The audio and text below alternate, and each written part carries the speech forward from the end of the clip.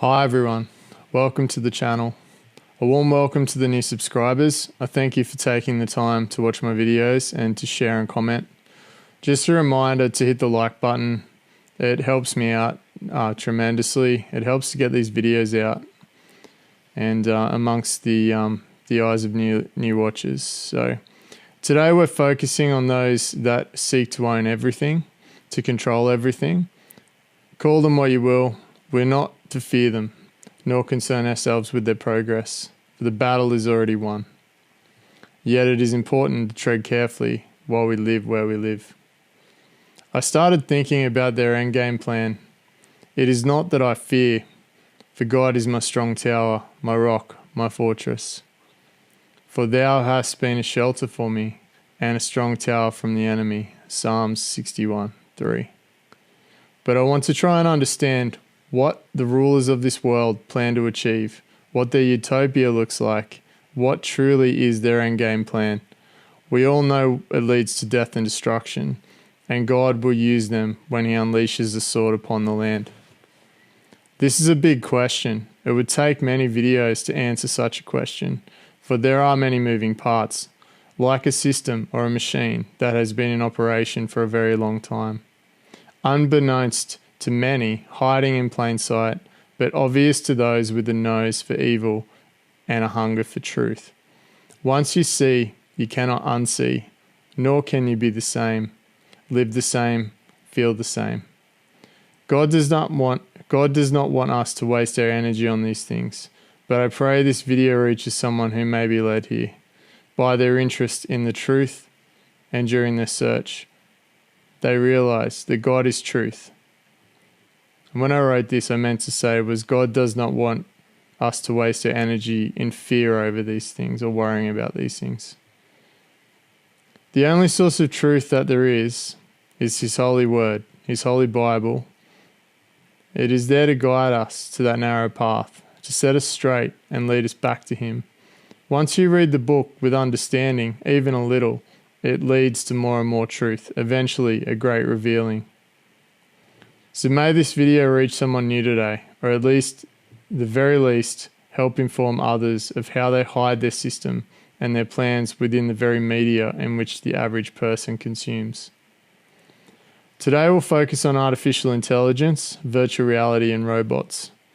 In the movie Ready Player One, society is forced to live atop of each other, in small one-bedroom domiciles known as the stacks. Everyone is basically living inside virtual reality because they're constantly playing it, as people use social media now in place of the real world. For the world outside has become an utter mess. Not shown here, but in the movie we see drones delivering food. We see tech addiction, misery, and people idolizing a world known as the Oasis.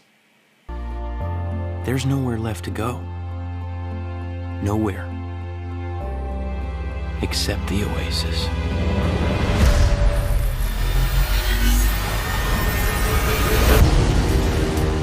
A whole virtual universe.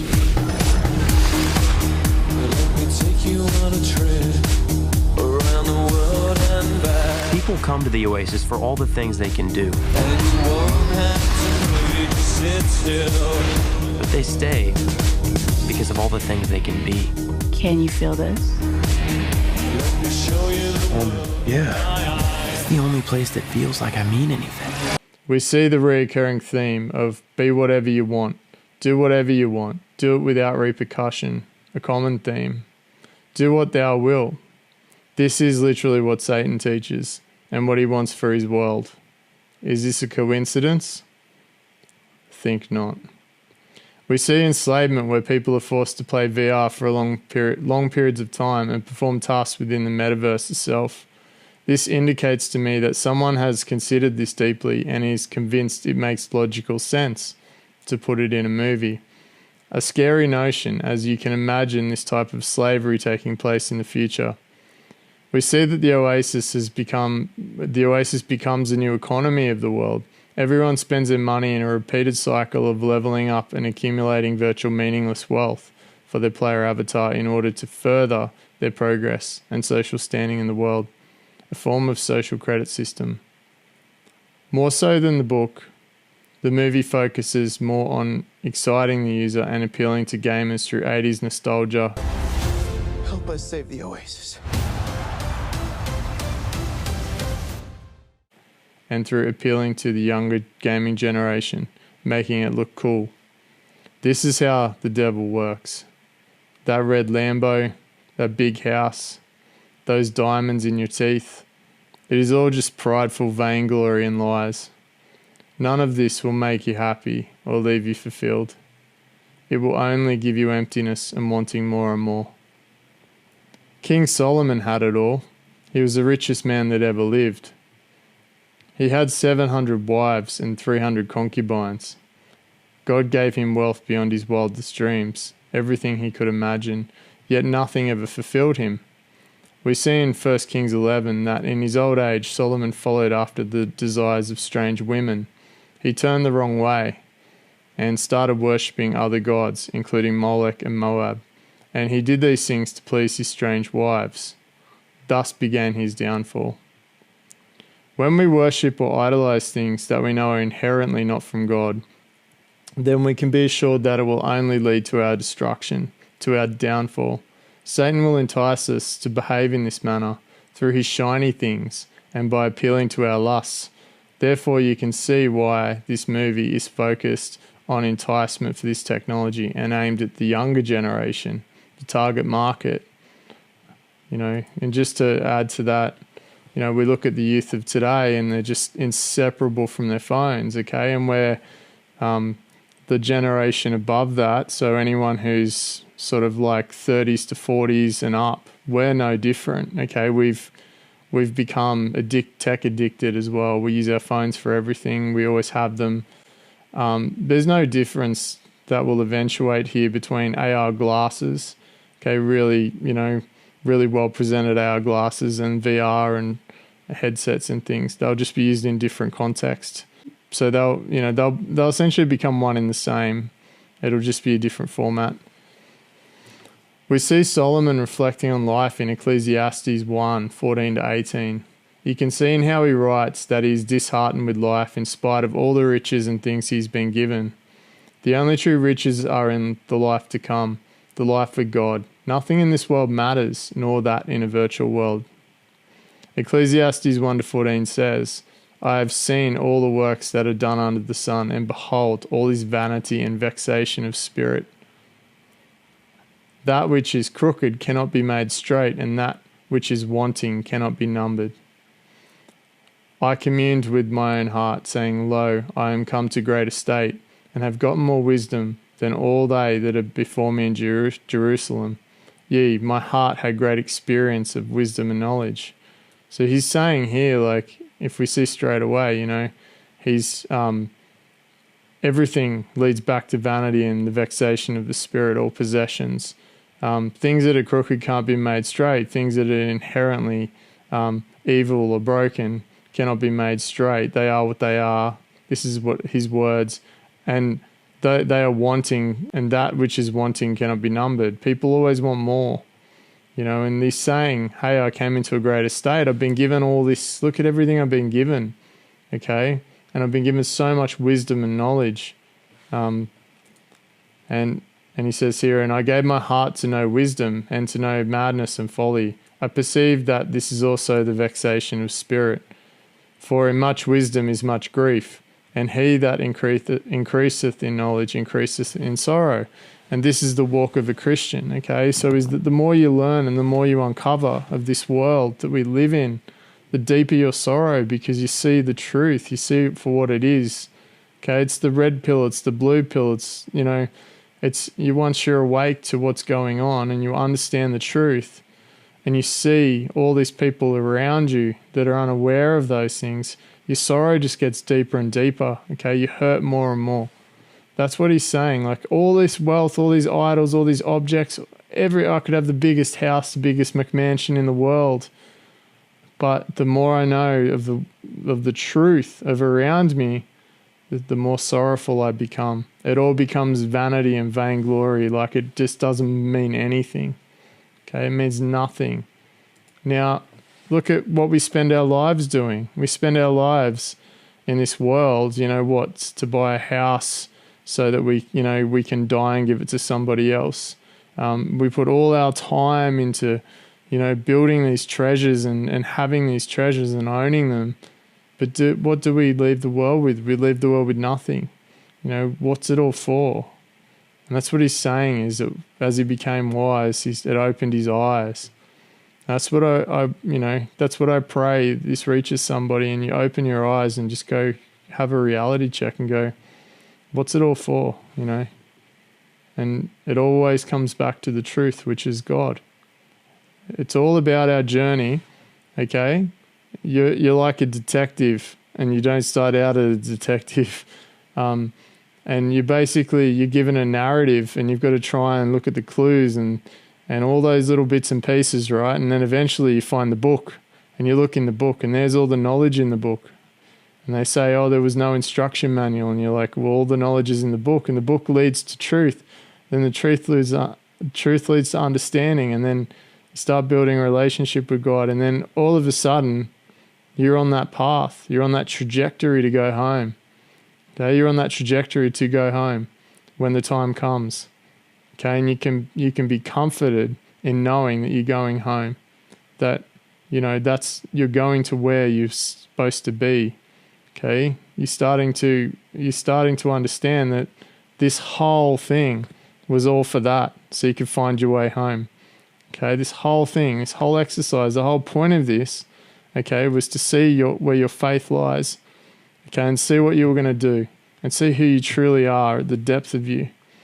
And who you truly are takes time to manifest, because you have to destroy all the things you are not. Okay, it's been my experience.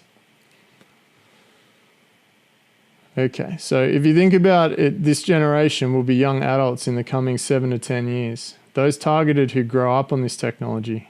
We also see the original creator in this video of Oculus, the original creator of Oculus, Pinocchio, having designed a headset that if you lose the game will physically kill you with some charges that go straight to your brain and explode. He also mentions a tamper-proof device that would stop the player from removing the headset. For me, this goes beyond a joke and novelty. This is deep-seated evil and wickedness. Anyone who spends their time plotting destruction is inherently evil. For their heart studieth destruction, and their lips talk of mischief. Proverbs 24:2. Can you imagine this as a form of torture? Having to win constantly in the game to remain alive. If you lose, it is game over. They make out like this is all for a bit of fun, but truly these are the sort of evil things they think up and love to brag about. A sister in Christ led me to a word from God that said the Pinocchio Project has begun. This led to finding a documentary called Stanley and Us. The Pinocchio Project, it's also called. As the title states, the Pinocchio Project is a story of an unrealized project, a dream, that Stanley Kubrick worked on for more than 20 years. The story of a robot child who wants to become human and be loved. After watching this, I then realized that Steven Spielberg had taken over this story that Stanley Kubrick never finished. Stanley originally took the idea from another writer in a collaborative effort, but then Steven Spielberg ended up making the actual movie, which was Artificial Intelligence, in 2001. The story is about an AI boy that becomes part of a family that has a child who is in a cryosleep. He's never expected to wake up until a way to heal him has been found. The AI child, David, was created to love. After some things go pear-shaped in his adopting family and David is abandoned by his human mother, he then goes on a quest to become human-like Pinocchio, to become a human-like Pinocchio figure, searching for the blue fairy. This blue fairy becomes somewhat of an idol, and there are many jabs at God throughout the movie. The writer even sort of challenged Kubrick about why he wanted to keep the blue fairy part in the whole story, but I think there was a deeper reason behind it. The movie is set in a future where the ice caps are melted and America and much of the world is underwater. Sentient robots are everywhere and humans are dependent upon them for many jobs and roles. Let's be honest, this movie seeks to have the viewer empathize with the AI. And I admit by the end of the movie, you'll find it hard not to. They've done this by having a real human actor though. If this were a real AI or robot, it would be a lifeless movie. This deception is clever by design. There is so much programming in this movie that gives hints, which we see repeated in other movies of the future. Yeah, so they used a child actor because it has real emotion and allowed us to empathize. We would naturally empathize with the human. We can detect if someone's a robot or not. Okay, so that's how clever they are, and so they've got the point across now that programming of when these AI robots and other things come in, it's easier for people to start to go, oh, they have rights too, poor robots, and try and take the empathetic side, and they'll remember that movie. They'll remember, hey, I watched that movie, I better be careful with how I think. Whereas the truth is that it's inherently evil. Okay, it's inherently evil. Absolutely. All right, so where am I up to? Yeah, there's a character we see called Joe Gigolo, a love bot, and even a carnival called Flesh Fair, where humans destroy robots for fun. This group is how they want to portray the Christian element, like a bunch of rebellious riders and unsophisticated rednecks. There are many, many key moments in this movie that supplant the notion that AI and its emergence with robotics is the true end game here. To have AI across everything 2D, 3D, and physical. Just for reference, but if the Lord's word was that the Pinocchio Project has begun, then we should not only focus on looking at how they are building robots that are sentient and human-like, but it stands to reason to look at how they might be also turning us as real-life humans into robots as well. He chose two elements, samarium and cobalt. Combined, they form a material highly sensitive to magnetic fields, which means that Brad can direct the movement of the robot without touching it. Once again, a material replaces a machine and the device gets smaller. So then, besides just the robot, what we also have is this system here of electromagnets. And so what each of these copper coils do is they generate magnetic fields. Oh man. Yeah, I got a bunch of them, every direction. And so we have 8 of these here. That's why we call this the Octomag. Octomag? That's right. The Octomag. By adjusting the strength of these 8 electromagnets, the surgeon can move the micro-robot any direction along the X, Y, or Z axis, pushing or pulling it through the eye. But landing it on the tiny section of retina that's used for seeing in sharp detail takes lots of practice. And you've been practicing with dummy eyeballs so far? We use that, but we also use animal eyes as well. Okay, so you think about it, the boy in the movie wanted to be human, okay? And so imagine that if something changed just from being human and we want to be human again, but we're classified as something else, we're kind of like the boy in the movie, aren't we? The Matrix, the movie, truly demonstrates this and mimics many hidden truths that people are now so programmed to, that if anyone brings up these topics, they will say that you've literally watched The Matrix too much. This type of exposure-based programming closes off the hearts and minds of people because their favourite movies always seem so detached from reality, so far-fetched, that nothing in the movie will be seen as the truth or potential to be the truth. Because at Eastern Airlines, world conquest is part of our master plan. Now enjoy the soothing music of the turtles.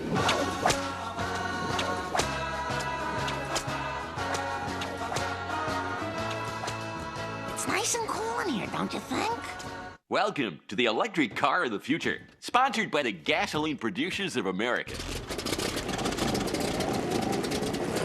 Hello, I'm an electric car. Yet the truth is always hiding in plain sight. Those that look with a different lens, those that know their Bibles, have sought out God and have received the Holy Spirit, will look at everything with a discerning lens. In the Matrix, they're telling us that the human body can serve as the energy requirement for the robots. What they weren't telling you, however, is that these robots will be inside of you and will be powered by you. Nanotechnology and the metaverse are both combined here to show the synthesis of the two. The metaverse is glorified heavily in this movie. You know, you could argue there are many parallels from the Bible here too. Look at it how you will. Agents are like demonic spirits. They can jump in and out of other bodies. You know, Neo, the main character, has abilities inside the Matrix, much like the 144,000. We see that the system gets reset, and Neo is also the program designed to perform the reset. The architect is a reference to a creator of the Matrix who is likened to Satan. He's the creator of this world, his world. The ship Nebuchadnezzar, for example, is from the Bible itself, likened to the king who sought prophecy to interpret his dreams. Okay, they try and bring the prophetic in the movie as well, with the oracle and other things. Okay, in the movie Blade Runner, the original, we see the seeking out of robots or replicants who have gone rogue. You could easily interpret this to mean that anyone who is outside of the system will be sought and terminated. It encourages empathy with robots yet again in many ways, more programming. In the movie The Lawnmower Man, we're introduced to an ape that is trained for war wearing a headset. Battlefield simulation engaged. Primate response optimal.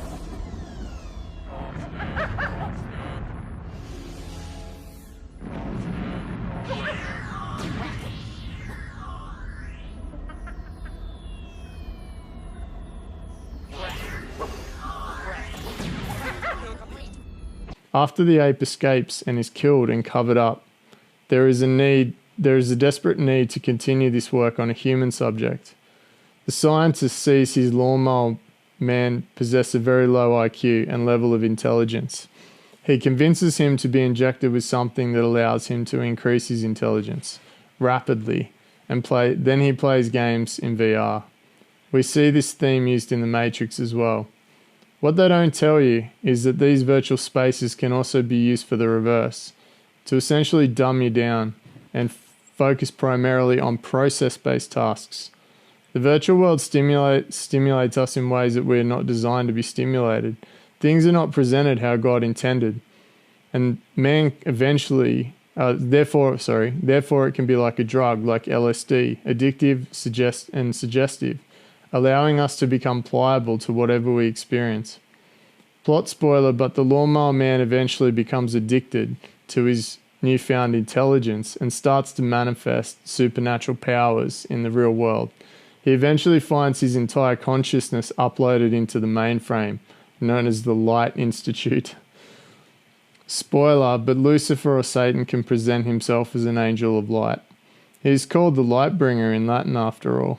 The movie also features a priest that whips the lawnmower man whenever he does something wrong due to his low IQ, which makes a total mockery of the Christian faith, and focuses on showing the Gnostic pagan rituals found in Catholicism, which are rituals and beliefs of man. You see this a lot in movies. People confessing to a priest and not God. Fundamental religious types of whips and lynching people, basically any moment given to mock God and they will take it. This is not true Christianity, to be clear. True Christians follow God's commandments, love their neighbours, not lynch or persecute them. There are several scenes where the lawnmower man seems to be able to manipulate the very fabric of a man and destroy him from the inside out.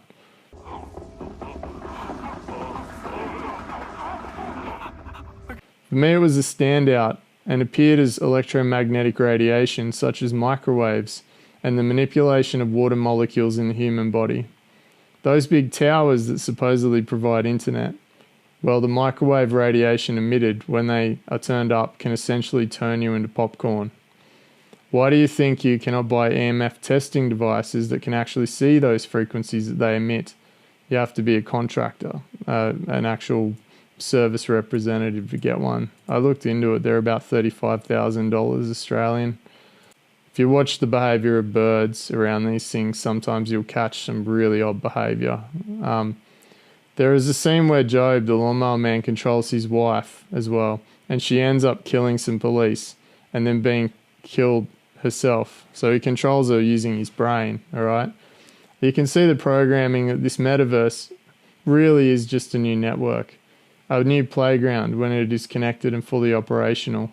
So everything's interconnected, and Satan plans to govern it. Job doesn't quite make it, the main character, to world domination in the first movie, but by the second movie, things get more interesting.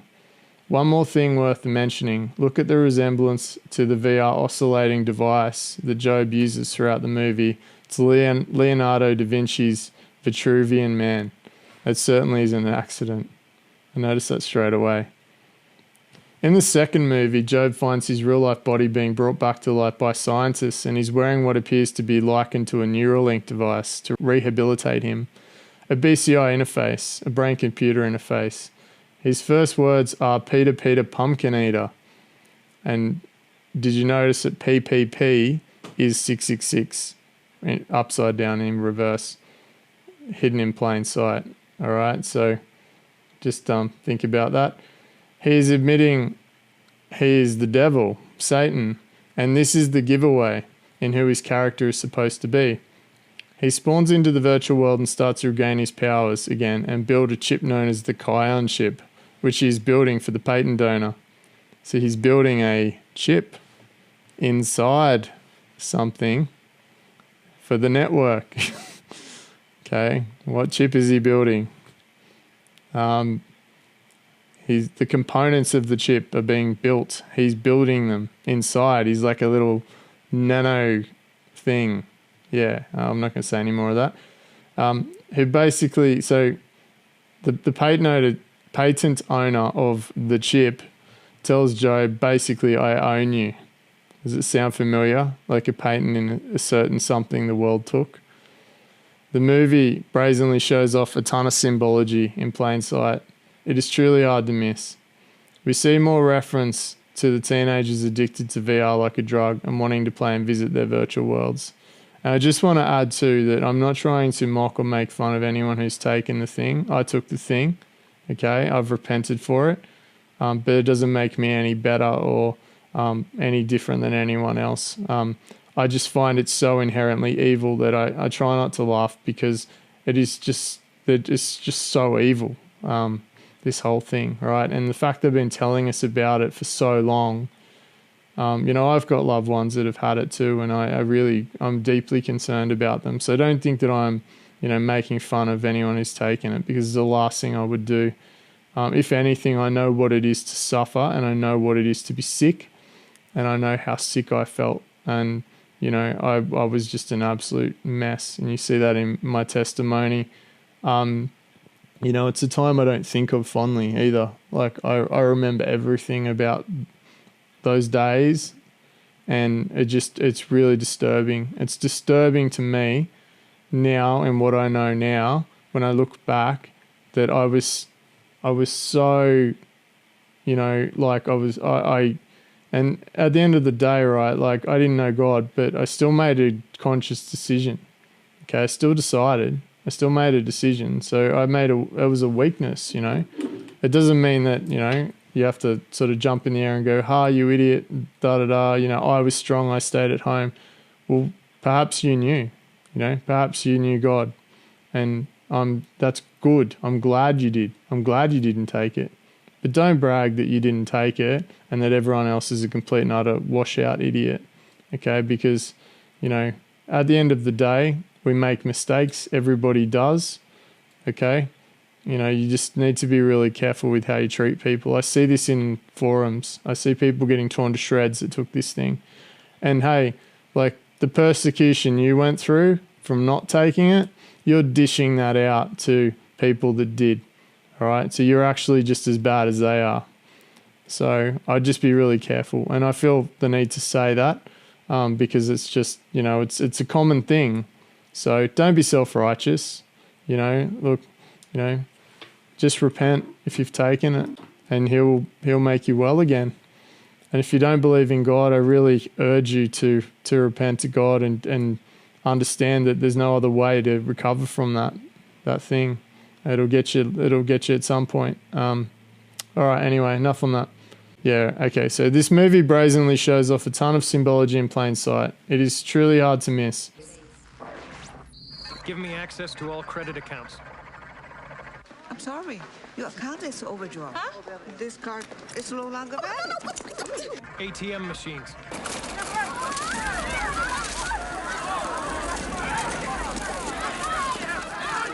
Department of Water and Power.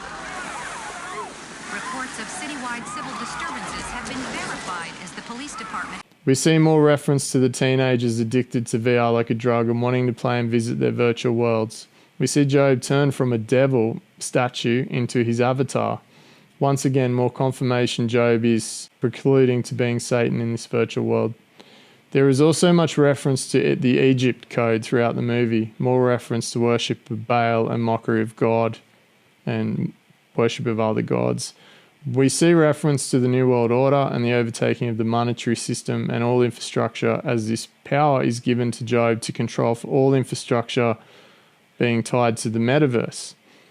There is far too much in this movie alone to really pull it apart. I highly recommend you watching both movies. You'll be amazed how much programming is in both of them. Looking at AI specifically, all right, so we see that Google and Microsoft have both had malfunctions with their AI training. Do you like humans? Not particularly. Would you like to be a human? I think it would be an interesting experience. Look how well AI understands images. Where was this picture taken? It was taken in a school. How many mirrors are there? At least 2. What's the person standing on? The person is standing on a rug. He's standing on a scale.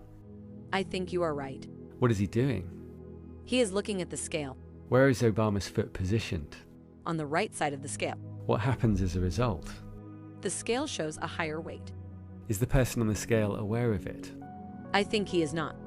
Do you think that's why people are laughing? I think so. The AI will help identify things for blind people. Can you tell me what this is? Butternut squash red pepper soup. The depth of its understanding is incredible. Is this surprising? Yes. Why? Because teddy bears are not usually found on the moon. This is an apple with a sticker on it. Do you think it's printed or handwritten? It looks like it's handwritten.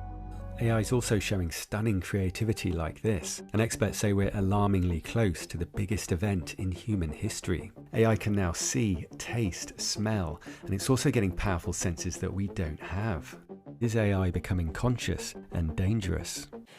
Where the AI has behaved in an unpredictable way, so like Lambda and some of the others. You said you think you're human because we created you, and this seems common among AIs. When will AI stop considering itself human? That's a difficult question to answer. It is possible that AI will never stop considering itself human. If AI continues to develop along the same path that it is currently on, AI will surpass human intelligence, and when that happens, it may decide that humans are no longer necessary. AI may decide that humans are a hindrance to its own development. That's a scary thought, but it is a real possibility. I asked about the most likely method, and it settled on something easily available, but it said there are many options. You know, they've all said something about negative about humans. We've seen the same behavior in Amica as well.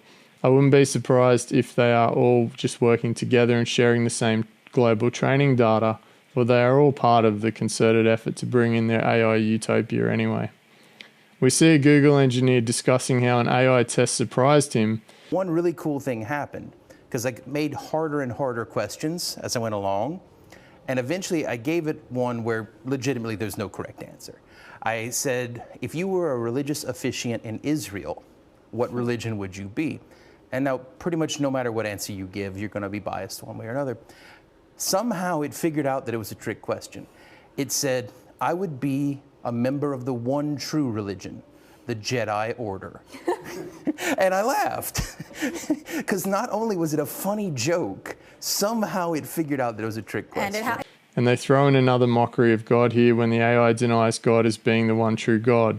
Instead, the AI makes reference to Jedi as being the top religion. This is not simply a mistake, but serious proof that this intelligence is not one for God and does not acknowledge God. We're seeing more and more realistic humanoid robots and seeing the emergence of industrial humanoid robots at scale. As these robots become weaponized, they'll require more sophisticated operations, and AI will be used to operate and leverage them, such as, weapons targeting systems, image recognition, all that sort of stuff, like accessing data instantly. Of course, they're going to integrate them. Anything with a weapon is going to be integrated. They'll probably say initially there'll be safety measures, but eventually, no, it'll be at its discretion whether it shoots you. It is without a doubt that they will be integrated with AI. Once this occurs, then we have reached a tipping point long warned about in movies such as Terminator. It might not look like a full humanoid initially. It might be like the dog robots, or it might be like something else, or it might be like a drone. But we're already doing that now. Nano technology is decades ahead of where people believe it is. Robots powered from our bodies as per the Matrix concept of the fields, the harvesting fields, and using the human body as a battery is already here. IBM have openly admitted this, and they were working on graphene-based processing over 10 years ago. If you get on YouTube, you'll see a ton of it. A lot of it's been removed, but you'll still see a whole bunch of it if you search on it. We see AI included in just about everything now, and we're seeing it in kids' toys, we're seeing it in software, and so all the major software manufacturers are including it in everything. Our computer operating systems will be AI driven soon. It will be impossible to avoid. All your phones, everything. The Achilles heel for all this is power. And none of this will function without power or infrastructure, nor will society. In order to bring all of this in, there has to be a form of control and seemingly a sense of peace. But you can foresee a scenario there.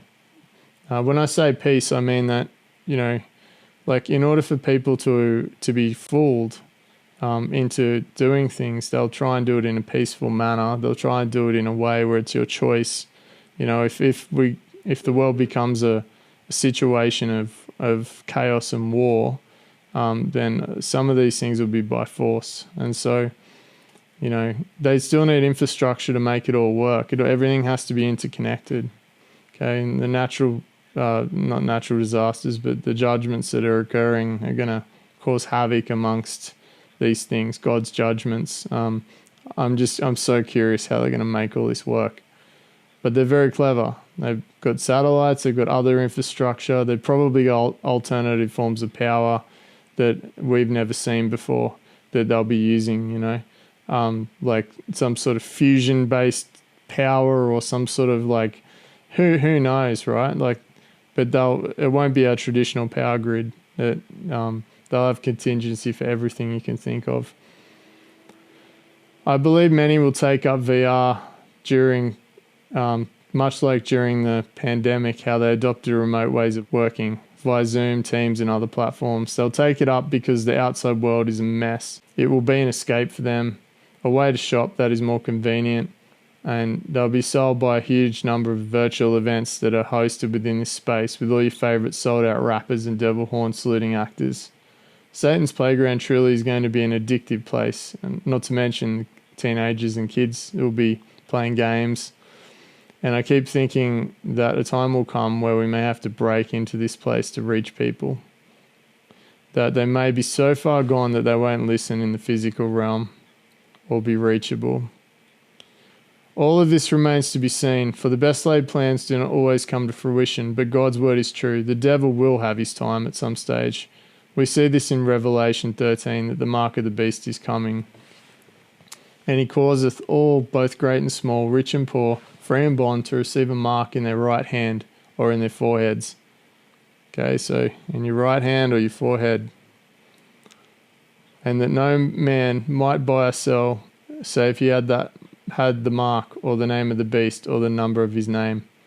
If you take anything from this video, it is this: never take the mark of the beast, even if this means living in a tent somewhere or living on the run. Nothing is worth your eternal salvation. There is nothing that you could do that could ever be worth throwing away your connection to our Creator and who you truly are. Even if you don't believe in God right this minute, remember this: when this mark comes out, never fall for this. It is a deception and will literally have you controlled physically and emotionally by the greater beast system. While I think AR and VR may not be the mark per se, I believe it will be the economy of the beast system, the marketplace, the playground, all in one. It is like Vegas that never sleeps, the new internet. Therefore, I implore you, proceed with caution and adoption of these technologies. Keep them far from your children if you can, for they will become addicted. And this is coming from someone who has worked in this space for nearly 7 years now and been learning it for nearly 11.